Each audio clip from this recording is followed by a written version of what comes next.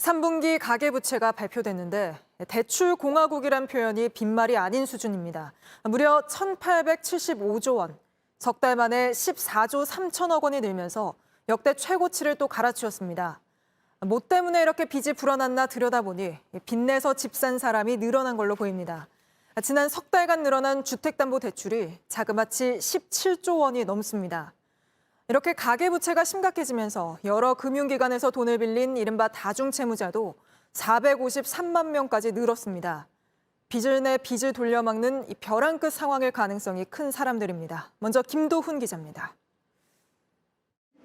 서민금융통합지원센터를 찾은 20대 남성입니다. 학자금부터 생활비 대출 등 지금까지 금융회사 4곳에서 4천만 원을 빌렸습니다. 돌려막기까지는 아니었는데 6%대는 받았었죠. 대출 받을 때 금리 자체부터가 예전하고 많이 다르기도 하고 120만 원 정도는 매월 변제를 해야 되는 상황이었어서 좀 많이 부담됐었어요. 고금리로 이자가 불어난 데다 대출 한도까지 차버려 더 이상 기댈 곳이 없습니다. 총 8천만 원을 금융회사 7곳에서 나눠 빌린 70대 남성은 매달 버는 돈을 빚 갚는 데 쓰고 있습니다. 대출이 많다니까 대출이 일분이 되니까 가건에 있어서 오니까 내가 못 견디겠는 거야. 지금 힘들죠.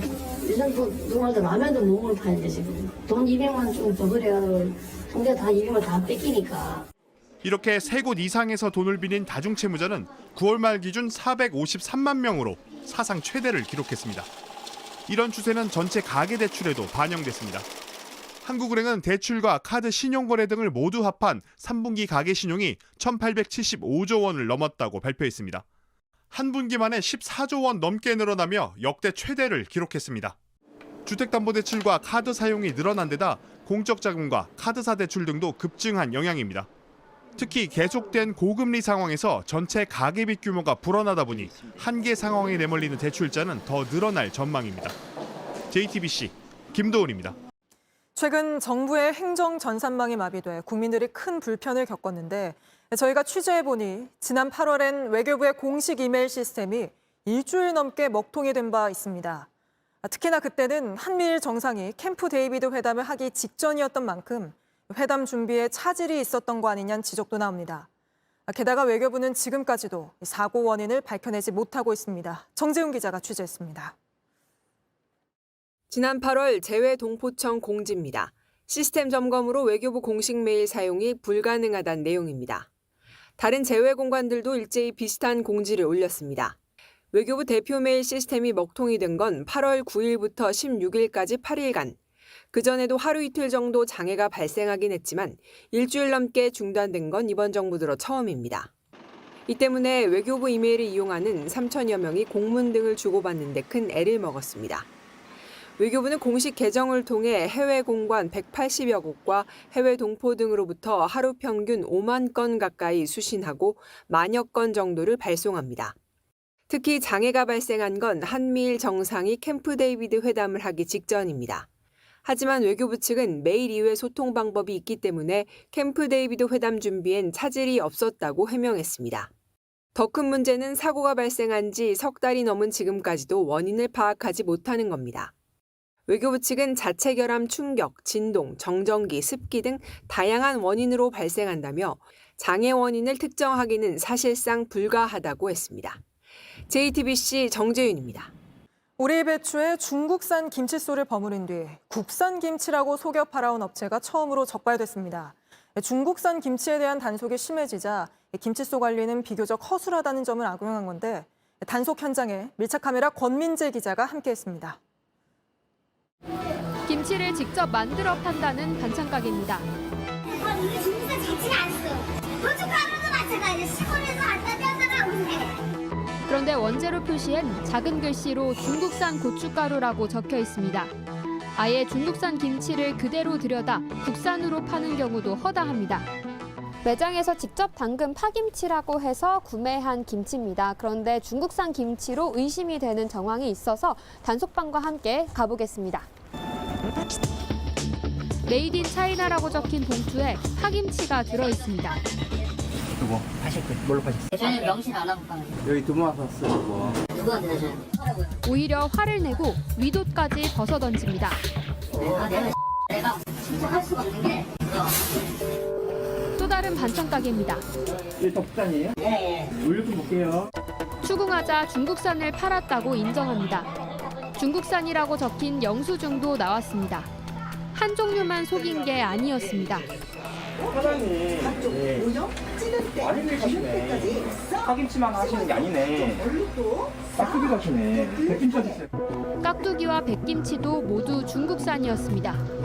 김치류는 고유 번호가 있어서 우리나라에 들어온 뒤 어디로 유통되는지 추적이 가능합니다. 그런데 김치소는 소스류로만 분류돼 있습니다. 다른 소스들과 뒤섞여 있어 김치소가 어디로 가는지 알 수 없습니다. 일부 업체들은 이런 틈을 노렸습니다. 공장 안으로 단속반이 들어갑니다. 국내산 김치를 만든다고 광고한 곳입니다. 선생님, 이 제품에 지금 중국산 김치를 쓴 거죠? 여기 이 제품에. 왜 그렇게 썼던 거예요? 국내산 배추에 중국산 김치소를 버무렸습니다. 그런데도 버젓이 국산 김치인 것처럼 팔았습니다. 원산지 표시 등에 관한 법률을 어기면 7년 이하의 징역이나 1억 원 이하의 벌금을 물어야 합니다. 전부 다 수입산을 선호해버리고 그 가격에 맞춰주기를 원하니까 국내산이 설 자리가 없어지고. 일부 상인들이 원산지를 속여 파는 이유, 눈앞에 있는 이익 때문입니다. 결국 피해를 보는 건 우리 농민과 국내산이라 믿고 산 소비자입니다. 밀착카메라 권민재입니다. 조직폭력배 선배들이 때리고 돈도 제대로 안 준다며 20, 30대 후배들이 불만을 품고 따로 조직을 만들었습니다. 이들 수십 명이 도심 한복판에서 선배 조직원의 차량을 부수고 시민들에게 시비를 걸다 경찰에 붙잡혔습니다. 배승주 기자입니다. 검은 옷을 입은 남성들이 줄지어 서 있고 그 사이로 한 남성이 나타납니다. 차례로 90도 인사하지만 뭔가 마음에 안 들었는지 다짜고짜 발로 차고 때리기 시작합니다. 옷을 벗어던져 문신을 드러내더니 애꿎게 지나가는 차를 막아서고 걷어찹니다. 줄지어 섰던 남성들은 90도 인사를 반복합니다. 울산의 한 조직폭력배가 후배 기강을 잡겠다며 폭행하는 장면입니다. 하지만 이른바 폭력조직 후배들 맞고만 있지 않았습니다. 20, 30대 MZ세대들끼리 따로 모여 반기를 들었습니다. 자신들을 때렸던 선배 자동차를 찾아 의자로 내려치고 발로 걷어찹니다. 화가 안 풀렸는지 여러 차례 반복합니다. 기존 조직원들을 밀어내고 세력이 커지자 유흥가 길거리에서도 아무렇지 않게 폭력을 행사했습니다. 지나가는 시민을 발로 차고 밟습니다. 말리는 시민에게도 주먹을 날립니다. 이 MZ 폭력 조직은 더 어린 10대 청소년까지 대거 영입했습니다. 그런 뒤 기존 조직원들이 자신들에게 했던 행동을 또 반복했습니다. 문신을 드러낸 채 후배 조직원들을 도열시켜 수차례 폭행하는 등 시민의 안전한 일상을 위협하였습니다. 경찰은 울산 지역 신흥 조직폭력배 44명을 붙잡아 16명을 구속했습니다. 나이가 어려도 조폭은 조폭일 뿐이었습니다. JTBC 배승주입니다. 안녕하세요. 뉴스룸 앵커 한민용입니다. 오늘도 JTBC 뉴스룸을 시청해주신 여러분 고맙습니다. 오늘 저녁에도 뉴스의 현장에서 찾아뵙겠습니다.